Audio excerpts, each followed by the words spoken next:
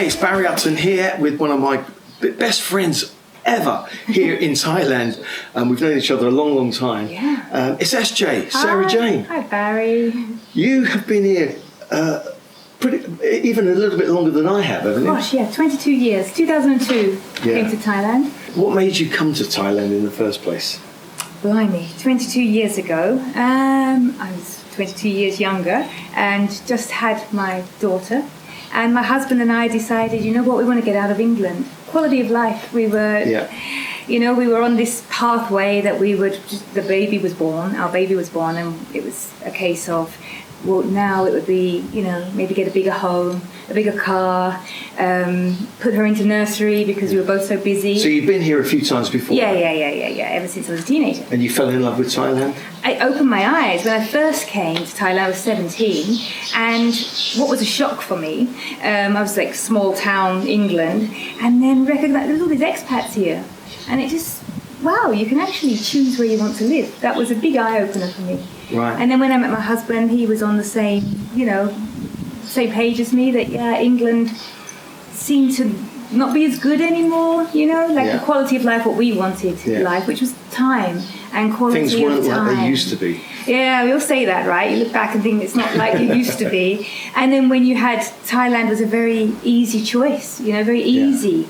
to come. And back then the visa situation was a bit different. It was very easy to come.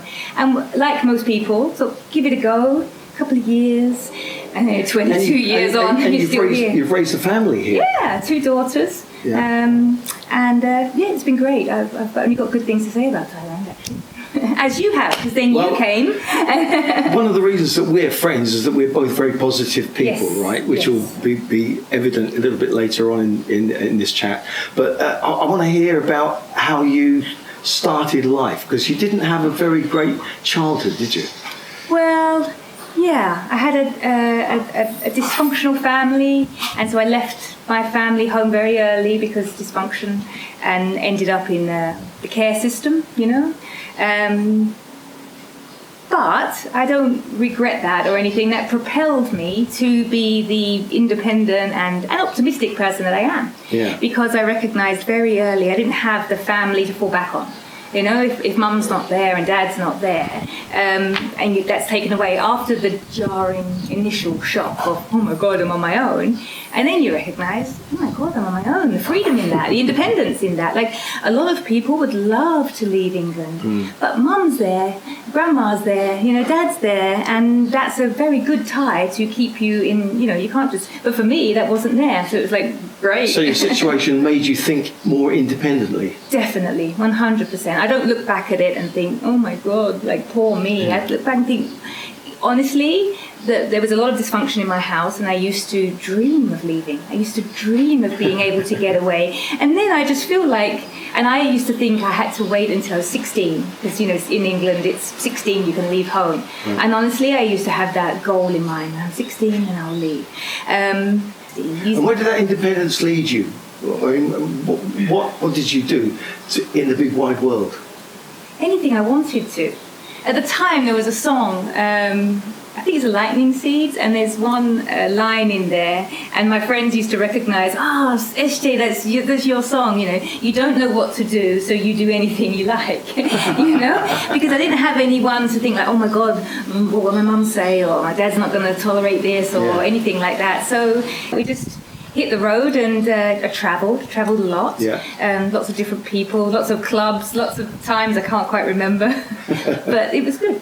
And meeting people is a great educator, isn't it? And also travelling is one of the best educations you can have. As you know, as I say, when I was 17 in England, thinking, when you think about where you might like to live, or move out to the suburbs or something, and then you travel and you think, oh my God, the world is huge, and you can choose, especially, coming from England, we're so lucky to have had our education system. Even if you didn't follow it through to university or further on, even if you left school at 15, which you can do in England, you have had a greater education than 90% of the world. And we don't recognise that. We fail to be grateful for that. I'm so grateful. And then seeing you coming to Thailand, but also I travelled around many countries, recognising that because you have a British passport, you're welcome Right. everywhere. You know, if you wanted to live anywhere, you can. So how did that lead you? You became a bit of an innovator and started A business? developing new things. I did. You were a businesswoman? Was it Businesswoman of the Year? I was Young Entrepreneur of the Year. Young Entrepreneur. Business of the Year. Right. Yeah, I won 2 awards. I set up a business. How did you do that? Yeah, like you look back and you kind of think, how did I do that? It was so brazen, if you like, because I had had this introduction to living abroad when I was 17. And I was like, right, I've got to live abroad. And I recognised very early, I can't get a 9-to-5 job. Yeah. Because getting a salary, I am never going to be rich or wealthy enough to do that until many, many years, you know, of saving and probably when you retire. And I thought, I'm not going to get on that treadmill. The only way for me to make enough money to leave England is going to be to set up a business. Right. And then it's down to me. Whereas if you're on a salary, it doesn't matter how hard you work. It doesn't matter the hours you're putting in. You're still on a salary. You might get a pay rise, but you're never going to earn that capital sum, which will allow you to live. Plus you get a lot of self-esteem from doing something yourself on your own back. Yeah, I think my upbringing taught me that you independent, you want to make it happen, you have to make it for yourself. Yeah. Nobody's going to say, you know, here, mum and dad's money or even their help, you know. Yeah. And so I decided I would set up a business, and I fell into it, really. I was looking around. I was looking for something in America, because America at the time was so far advanced. It would. And then in the 90s, it was easy to go there, wasn't it? Yeah. It was very cheap to go there. It was cheap to go there, but I was looking for something that had taken hold in America, and it would be about 5 years. We were lagging about 5 years. Right. So I wanted to be on the bandwagon when it hit England. And then I got involved. I discovered, long before I had children or anything, but these diapers, nappies that we call in England, they call diapers. And so I set up my business, and my idea in mind was to set up the business so that I could either sell it or earn enough from it, so I would have a capital sum that I could then invest and then be able to live abroad on the interest. So that was my plan. Yeah. And it kind of changed, as all plans do, you know, they change. But yeah, anyway, 2002, I was already married by then, but then we got pregnant, and that was the catalyst. That was like, well, now these plans have to come to fruition. Otherwise, we were very keen on being a very present parents, you know? Yeah. Not child is in daycare whilst we're working. That's not what we wanted. So we had a daughter, Summer, who you know very well. Yes. And she's gone to university, and she's doing really well. Graduated now, yeah. She's doing her thing, and she's travelling, following in your footsteps in a way. Well, yeah, we hoped that we would give her a broader upbringing, sense of life that then we could have given her if we were in England. And your younger one, Asia Lily, has had an unusual education in a way. She has. Well, you researched different types of education, didn't you? Well, Summer did. Summer was homeschooled the whole way. Right. We tried a few schools. We weren't really happy with the Fabbaz school that we had, and we, in the end, decided to homeschool her. Homeschooled her the whole way until she got to 14. Then when 13, 14, she was thinking, you know what, I think I would like to try a school. And so we said to her, right, well, you choose the school. You have a look around. She knew different friends. She had different friends from different schools. So she chose a school that she wanted to go to. And so she started school, her first, real school, really, in year 10. Which is the beginning of your GCSEs. GCSEs are a 2-year program. So she started in year 10. She got good GCSEs, and then after GCSEs, then you do A-levels. And she was at A-level. We said, right, well, where do you want to go for A-levels? And she said, you know what, I don't want to go back to school. I can do these myself. And so she self-studied for her A-levels. Yeah. Then she went to university. Independent thinker again. Again, an independent thinker. I was so proud of her to come there, to do that.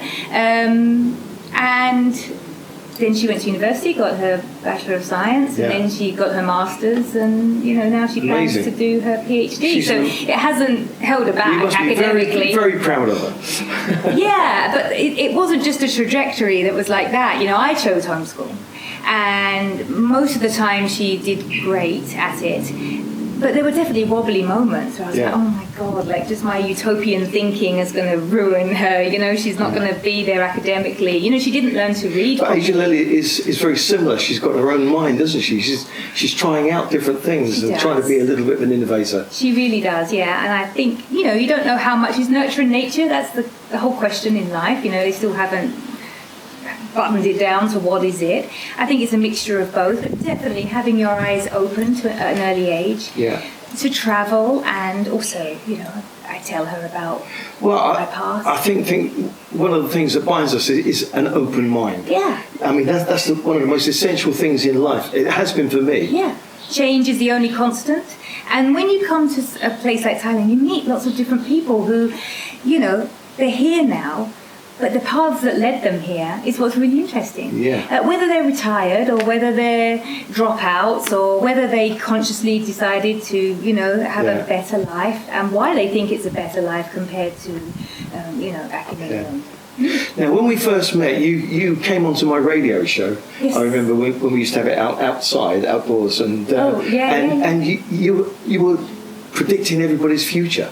Oh, we did the tarot cards. yeah. What led you to get an interest in that? Other people, really. At the time, my girlfriends, when I was a teenager, you know, we used to hang out and things, and, you know, especially girls, they love the whole personality, what's going to happen, what type of person am I? And I was really interested in astrology. I was interested in astrology because I didn't believe in the magazines where, oh, you're a Taurus, so this is going to happen. Sure. I thought there must be something more to it. And so then I delved into it. Sure enough, you know, there's these other planets and it matters where they were when you were born, not just where your sun sign. So I got involved with astrology, and then there is a tie-in with tarot. And of course the tarot cards are very inviting. Right. Because they look so mysterious. Yeah. So I bought a set. But is it open to interpretation? Is it your interpretation? No. What the tarot cards do is, because you pick them, I don't pick the tarot cards for you. So actually it is the person you're doing the reading for, they're picking the cards. And it's not by chance. But how random is it? Because they're just picking... 1 in 72 chance. 72 cards. No, they say that nothing happens. You know, it's not fate. We do have free will, but you know, it's a bit like you get on. You know, we say now in British language, you get on a roll. You know, like if your day starts off badly, then the next day, then it's like, how did that happen? Like I started off badly. I stubbed my toe getting out of bed this morning, and then I burnt my toast, and then I got a phone call that was bad news, and we do say that you invite all of that in from stubbing your toe. Okay. We should be more like the cats, you know, the cats fall over and then they just shake it off. You know, they have this literally shake. Right. Literally, they just shake it off and move on so that they get rid of that negative energy. Yeah. We keep energy. Likewise, we can do it with the same positive thing. Something happens and then something else happens, and then it's really good. That's what is really how we do with tarot. We are picking it based on our energy today, right now. Amazing.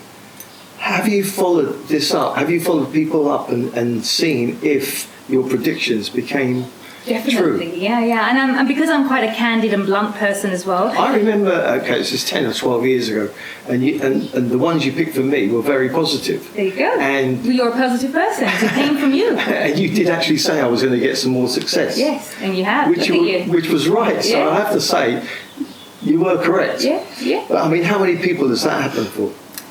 Well, people ask me to do them again. Can you do my cards? Can you do my cards? So therefore, they must have enjoyed the reading that they had. Yeah. As I say, I'm quite a blunt person. Sometimes I do the cards and I just say what I see, and then I think, oh shit, maybe I shouldn't have said that. But do you think that it sometimes colours people's attitude to life, and they think, oh, maybe I should do this, maybe I should do that, so it may change their course of life? Yeah, and most of mine, because I'm a positive person, I never say, oh my God, you're doomed, you might as well just, stay in bed because it's not working out for you. I never say something like that. I always believe in the human spirit to choose and to think better for themselves. You know, don't get trapped thinking this is all there is or this is all I can do. Yeah. Open up, you know. So a lot of my readings are about think bigger, think further. And have you done readings for yourself? I can't. You can't? Who does readings for you then? Yeah, sometimes, very rarely do I meet people who can do a reading for me. But I try, I think, right, okay, and I talk about myself in the third person. Like, okay, this is for Sarah Jayne. What is the...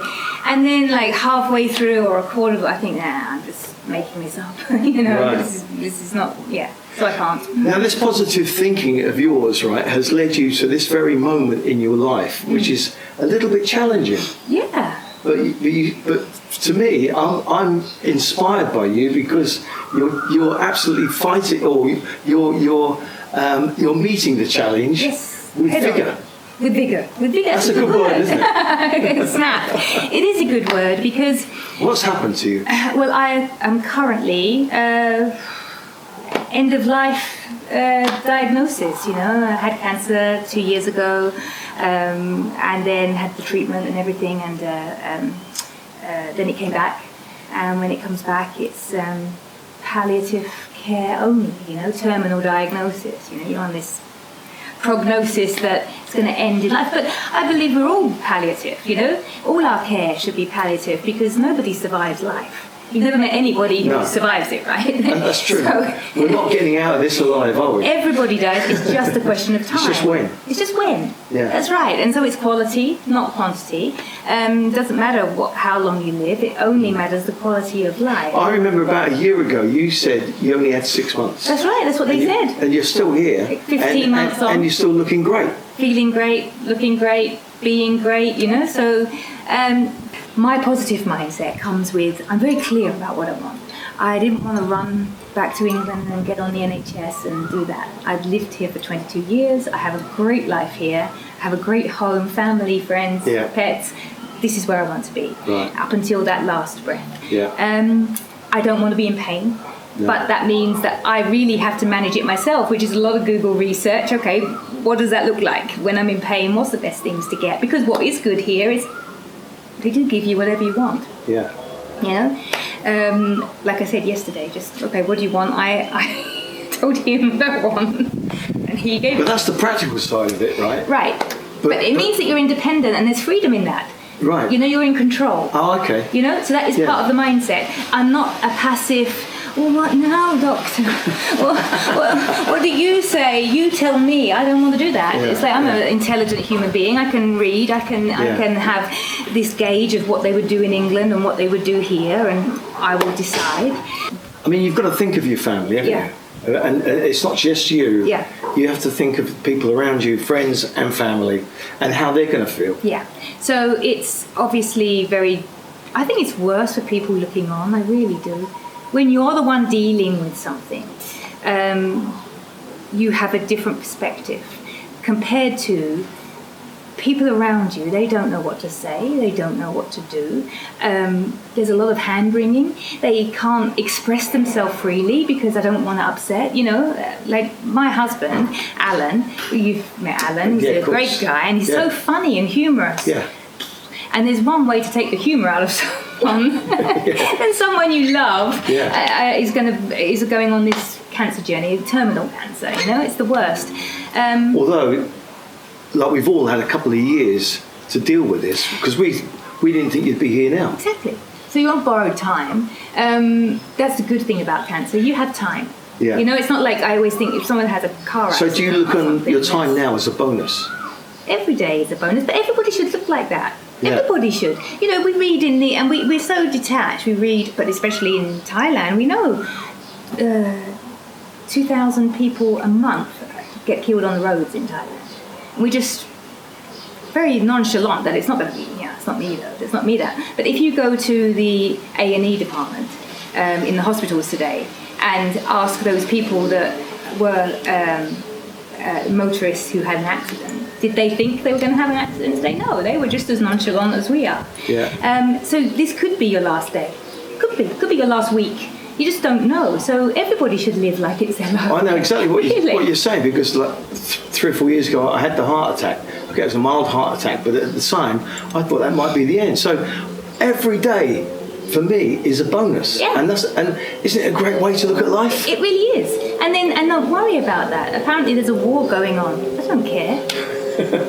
Is there? well, okay, because that really means nothing to me, and it shouldn't really mean anything to anyone unless you are actually part of it, you know, because we can't do anything. Our hand-wringing and pining about it all can't actually change anything, so what's the point? Look at I showed you that picture of me with the little bird on my... Yes, beautiful picture. That's, a little bird fell out of the nest, and I went to great lengths to make a new nest for it and put it there and feed it. What do you feed a baby bird? Apparently cat food is good, so I've got some tweezers, and that is life. Well, joy it's a little bit of Thai karma as well. You do something good for... Well, yeah, because I think, when you do go, what did you leave behind? Really, that's an important. Now you've touched on something that I've often thought, and I'm always making videos and writing new songs. And I keep thinking, could this be my last? Is this my legacy? It is. Isn't that an important part of life? Very much. What did you leave behind? And you left behind. You made that song recently, "Happy Fish." Yes. Right. I loved that because you exuded so much sunshine in that, and I was just thinking about your trajectory of doing that.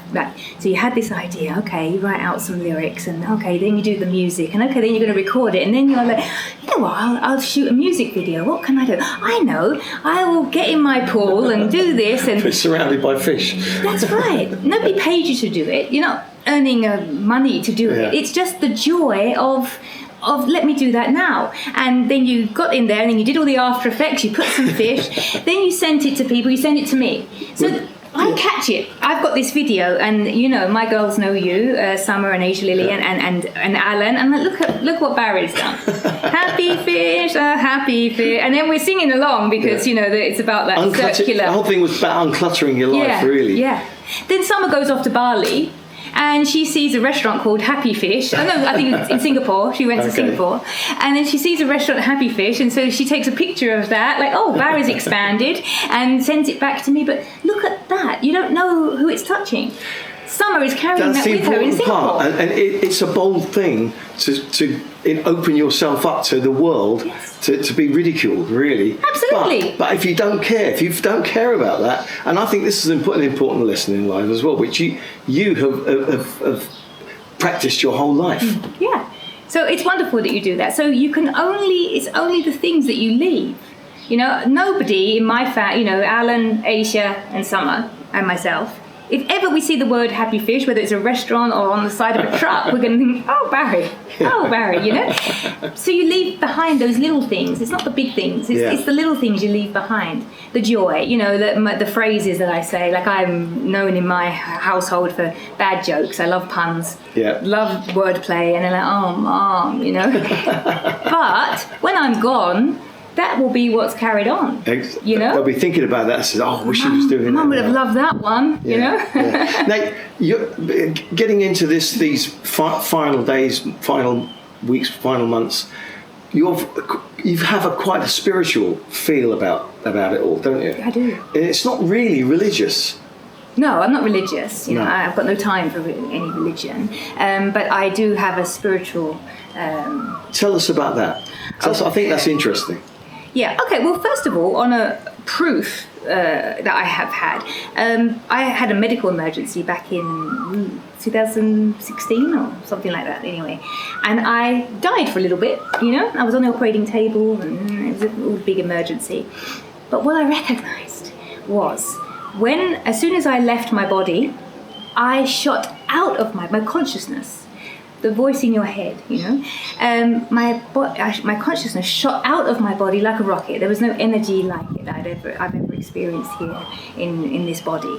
And I shot out of my body and all the way until I reached a place where there was no body, if you like. And I remember looking around me thinking, I don't have a body. There's no arms, there's no legs, there's no body. And everything was one. There was no tunnel with grandma at the end of it or anything. When you say everything was one, I was... Is there any way you can explain it? Yeah, so I didn't have a body, but I thought I did because I felt like I was the space around me, and it was just all golden. First of all, it was like black, like outer space, and then it just turned to like a golden lake. That's all as far as I could look, like a gold on the horizon. And then I recognized in that moment that we are awareness having a slice of our awareness having an experience in this body. So a bit like the sunshine sending a sun ray, one of its rays. Sure. Now the ray is not the sun, but it's joined, or a drop of the ocean. It's not the ocean, but the drop thinks that it's its own thing. Right. You're just, and I think you just go back into the ocean or back into the sun, back into your whole awareness. Yeah. One thing I like to think, the voice in your head doesn't age, but your body certainly does. That's very true. But the voice is the same. It doesn't. Your actual voice changes. It becomes older. We can tell just by whether that's an older person or a young person. I've said for years, in my mind, I'm still 27. Exactly. How did you feel when you came back into your body? Honestly, at the time, a little bit disappointed. I was like, that was great. Well, why did I come back here? Like, what was that decision? Okay. But now I've got to deal with stuff. Yeah. Because honestly, it was so great. The feeling was so euphoric. It was so, wow, there's so much more to this. There's so much more to this. So I came back into, so I've had that experience, that proof, if you like. And then I have this, musing that we are the same in our head. We don't age. Our bodies do deteriorate, but our mind doesn't. And we look at a dead body, whether it's your pet or if you've seen a human dead body. And because the closest we can think is they look like they're asleep. Right. And so we think, and rest in peace. And what I've learned is, rest in peace is a blessing for the living, not for the dead. Yeah. Because there's no rest in death. It is exhilarating and full of vigor, just like when I left my body. And so I understand why we think rest in peace, because we think, they are sleeping now. And we like to think that all their troubles end, when they, dying is that escape from any trouble or sickness or pain, that you were having. Yeah. So we say, rest in peace, they are sleeping now, eternal sleep. We have all these sayings. But I know that not to be true from the experience I had, and from a scientific point of view. Energy doesn't just stop. It has to go somewhere. So does this help you at this moment now, dealing with what you're having to deal with? I think so, because I am not morose. I don't feel like I'm a victim. But then I have had the luxury of that experience, and I fully understand somebody who doesn't feel that way. So you're not worried in the slightest? There must be a slight. During the day, when the sun is up and I'm out and about doing my thing, I am very cheerful. I'm not putting it on. I am very cheerful. I'm kind of got a bit of the gallows humour. You've always been like that. I've always been like that. There's no difference. Yes, sometimes at 3:00 in the morning, if I wake up, but when the demon hour, your demons come to get you, and they magnify everything. Oh my God, but that's the case for many people. Yeah. Usually I sleep all the way through, but then I get oh God, but then I can turn. What is the thing that worries you the most? Being in pain. Having a 15-year-old daughter.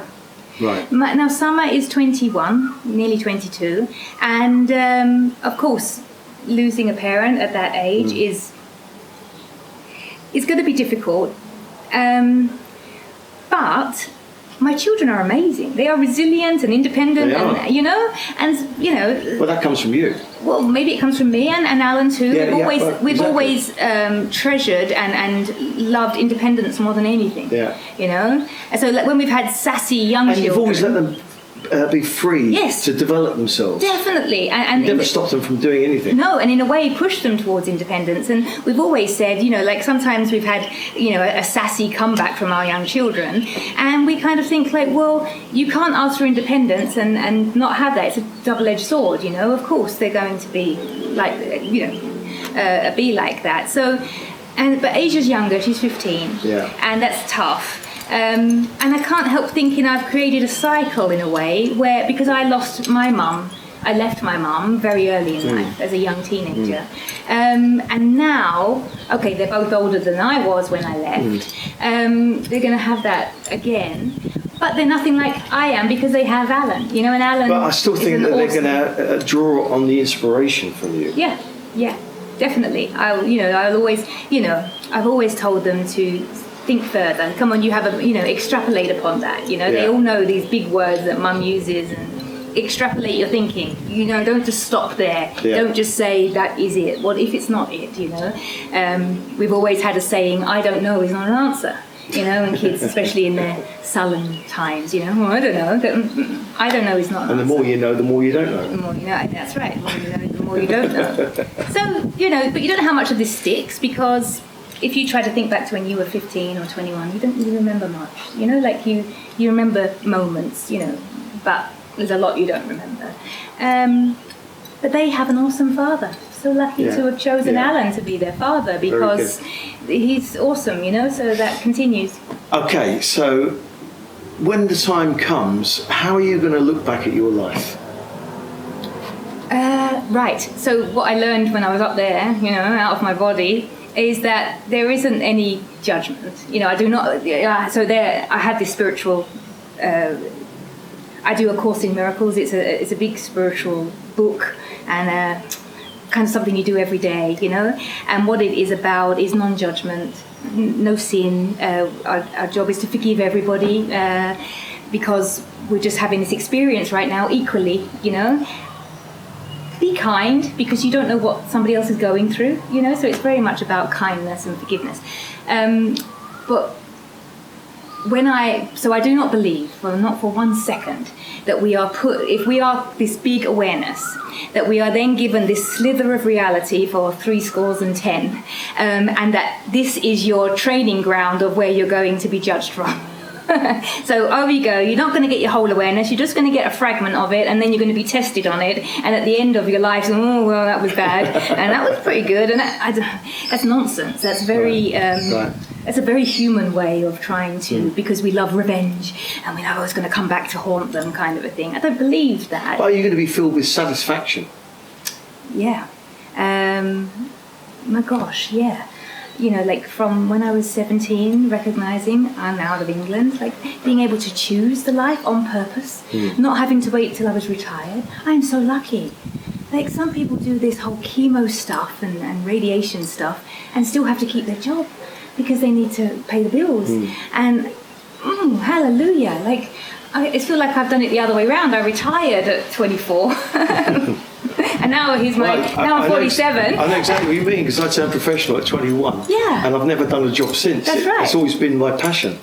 That's right. My work has been my passion. So when you was on the, having a heart attack. Yeah. I remember feeling so relaxed and calm and thinking, well, if this is it, what a fantastic life. So be it. That's right. And isn't that a beautiful way to be? Oh my goodness. I've done everything. I've been married, I've been in love, I've had beautiful children, I've built a home, I've chosen the country that I wanted to live in, I've been able to have my family and friends come to my home and show them Thailand. I mean, like you said to me when we met, socially when we meet, have you got a bucket list?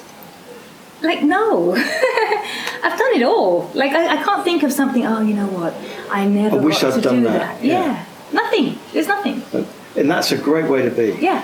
And so really and truly, if it's painless, then it's going to be a very nice transition. Yes, that's what I want it to be. That's why I want to be here. I don't want to, yes, I could go back to England and go into a hospice there, but I want to be the very last breath. I want to have fun with this. Yeah. That's what I want to do. How do you have fun? Well, I'll come around and sing Happy Fish for you, right? Happy Fish. Happy Fish. Yeah, that's right. So, I love Monty Python. I love that whole, Oh, they were streets ahead of their time with their thinking, weren't they? They really were. Yeah. Because what's the alternative? To have this kind of morose, sorrowful, I don't... No, but I think a lot of people would be worried, and the thing that would do their head in is just not knowing. Yeah, but then I've always dived into the unknown. Yeah. Not knowing. Dived in. When I left home when I was a teenager, that you dived into the unknown. I didn't know how can it happen? How can you live a life without a family? A lot of people they like to know what they're going to do tomorrow, next day, and blah blah. Boring, and that's it. But there's a lot of people like that. They like a structured life. And then death's pretty hard for a lot of people. So I'm taking it that your advice is don't have a structured life and take things as they come. you can only be who you taught yourself to be, or who the environment has taught yourself to be. Like, I don't think they're doing it wrong. You know, a person who's terrified of dying because they're of the unknown, they are being exactly who they need to be, and that's their journey, and they will need more support and love from the people around them to take away the fear. I do know that looking at a lot of people's end of life, I mean, sometimes that's what pain is for. Because when you're just dealing with your own pain and not being in pain, you do forget about tomorrow. Yeah. Really, there's no greater way to focus than being in pain, because it brings you right here, right now. Course, yeah. So maybe that's what the purpose of pain is. And then, you know, like everything It's has another purpose. positive way of looking at it. You never end, do you? No. I'm asking the people around me to come on, like, chin up. Like, this is. Well, but when I do have you know, sometimes I do think, like, my children, of course, how are they going to be? How is my husband going to handle this? What happens about, like, a funeral or But you can like just that? look back on your own. So I tell myself that's not my burden. Yeah. I'm not going to be here. Yeah. So stop interfering, Mum. You know, like, stop thinking like, well, I hope You can Aisha always does think this. it's going to make them stronger. Well, yeah, it definitely is, because they're amazing. And, you know, I always think of children as knowing a lot more than the adults around them. This is kind of my bugbear with teachers, you know, if the adults just get out of the way and trust in the intrinsic genius of young people, they can do better. So definitely, when the sorrow and time always does. Like, my husband and I, we went to the doctor for the results, and the doctor was just like, yeah, you read them. So we're sitting there reading this technical stuff, but we're both well educated in this. Like you say, it's been going on a while, this cancer thing. So we recognise, oh shit, right, it's in the lung, it's in the bone, it's in the, we know what this is. And that's like a punch. So in that moment when we come out, we both can't talk to each other, we've got tears in our eyes, it's like bloody hell. And for a couple of days we needed to have bite-sized conversations, because we would just start, you know, crying. But then on, like, the third day, It becomes like reality. Yeah, it sinks in. Yeah. So time is a healer, and so I think that's It's what will like a happen. new reality. You know, Mum will go, and it will be a drama. Oh my God, who do we call? How do we do this? Mum's body, you know, whatever. That will be a drama. That will be an emergency. That will be tough. They have to deal with all of that. But with every hour, with every day, it sinks in. And like you say, cancer is a gift in that it doesn't happen instantly. They've been dealing with this for 2 years, you know. So then time is a healer. And then, you know, then it becomes a bit numb. And then you might have a bout, like a song or a bad joke. Oh, that's Mom. Oh, I love that. and then you just move on, you know. And then you find that, you know, new people come into their lives, new experiences. Their relationship with each other will change, you know. I'm sure it will become even more strong. Then, you know, they have to look after their dad, or their dad will have to look after them, and you know. And so when I do think about that, and it's like, oh, what will they do? What will they? I hope they do. And then I think, whoa, I'm not going to be here. So stop you know, mums have a tendency to interfere. Stop interfering. Just relax. And trust. You know, they are That's a good word. They are all amazing people, and they're going to be just more amazing for it. Yeah. Well, all I can say, it's been a pleasure knowing you, because as you know, I'm probably the most positive person I know, except that you beat me. I don't beat you. So I'm looking to you I always say, for inspiration. I always say anyone can. Barry is the most positive person I know. Not because you know, you do the music and you continue to do it, but when we meet, and we meet quite regularly, you never talk bad about anybody. Well, there's no point.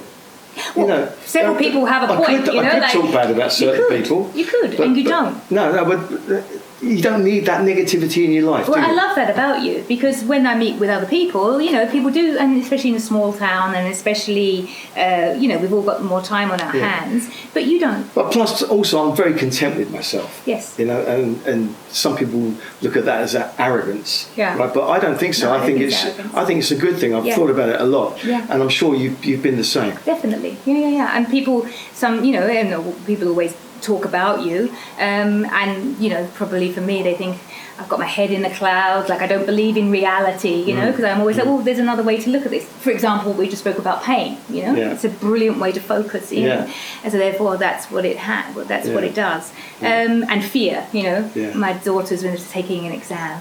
Oh, I'm scared. But what does fear do? It focuses you in, you know. So every day, just think positively. Yeah. Right? That's so the message. You've got really, now. Isn't it? That's right. You've got right now. And so enjoy it. Yeah. And the other good thing about being end of life, if you like, is do what you want. But anyway, I just want to say, SJ, it's you're always fantastic to me, and and you're going to be missed. All right. Yes. All right. But always look on the bright side of life. Do-do, do-do, do-do, do-do. Super. Thanks, Barry. That's a good way to end.